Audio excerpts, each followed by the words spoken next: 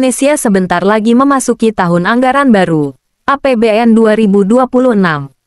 Dan ada dua kabar besar yang bakal langsung menyentuh kehidupan sehari-hari kita. Yang pertama, defisit anggaran, alias minusnya uang negara, ternyata menyusut. Dan yang kedua, program makan gratis yang dulu ramai dibicarakan, sekarang diperluas besar-besaran.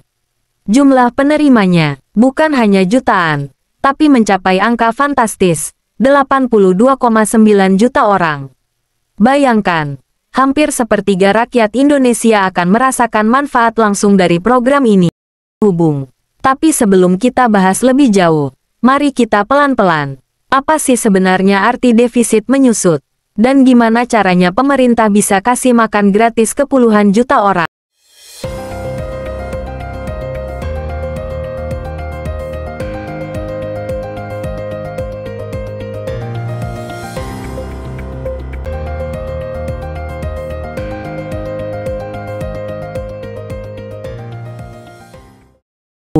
Pertama, kita bahas defisit APBN. Defisit itu gampangnya gini, pengeluaran lebih besar daripada pemasukan. Kalau gaji bulanan kita 5 juta, tapi pengeluaran 6 juta, maka minus 1 juta itu disebut defisit. Negara juga sama, belanja lebih besar daripada pendapatan, jadi harus ditutup dengan utang. Nah, di tahun 2026 ini, pemerintah berhasil menekan defisit supaya lebih kecil. Artinya, kebutuhan berutang jadi berkurang. Sinyal ini penting banget, karena menunjukkan bahwa ekonomi kita makin sehat. Sama saya ya, kali ayam Pak.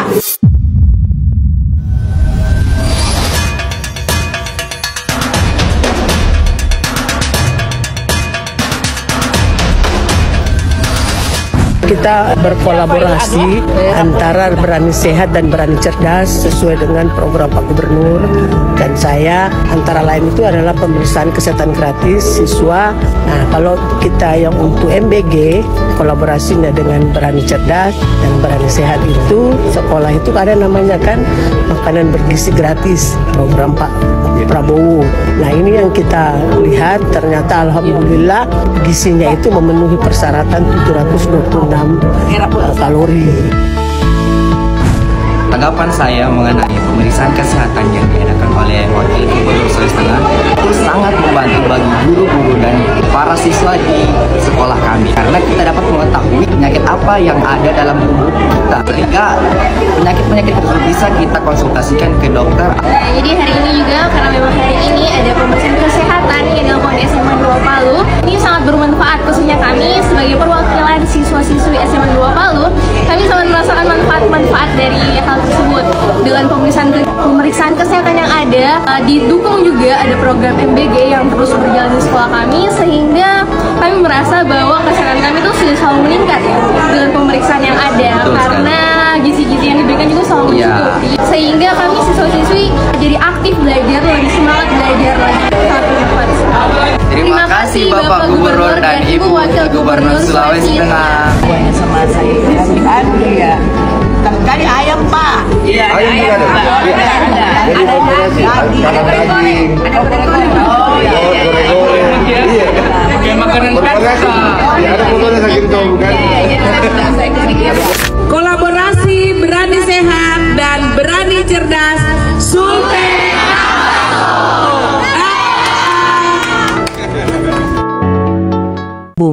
Sekarang kita masuk ke bagian yang paling bikin penasaran, program makan gratis. Kalau dulu masih tahap awal, sekarang cakupannya melejit tajam. Targetnya, 82,9 juta penerima. Siapa saja mereka, utamanya anak-anak sekolah, dari SD sampai SMA, tapi juga kelompok rentan, yang memang butuh bantuan. Coba bayangkan, jutaan anak Indonesia yang dulu harus menahan lapar saat belajar, kini bisa makan makanan bergizi tanpa bayar. Teman-teman tahu nggak, ada penelitian yang bilang, anak yang lapar nggak bisa fokus belajar. Gizi buruk bikin pertumbuhan terhambat, bahkan bisa memengaruhi kecerdasan dan kesehatan sampai mereka dewasa. Nah, dengan adanya makan gratis ini, bukan cuma perut yang kenyang, tapi juga otak yang lebih siap menerima pelajaran. Ini artinya, program makan gratis sebenarnya bukan cuma soal makanan, tapi investasi jangka panjang untuk masa depan bangsa.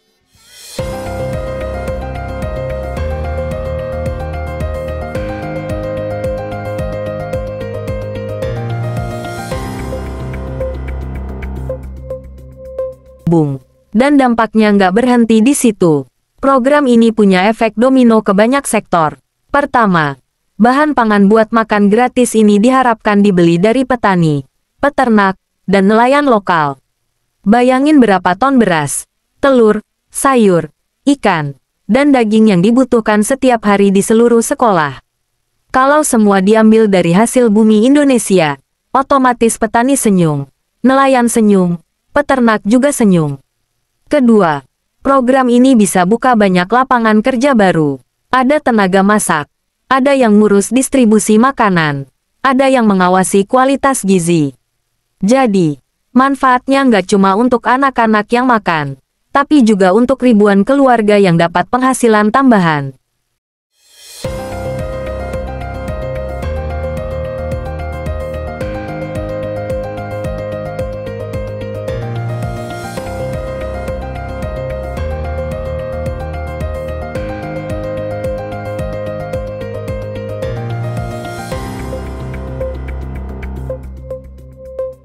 Tapi tentu ada pertanyaan besar, uangnya dari mana?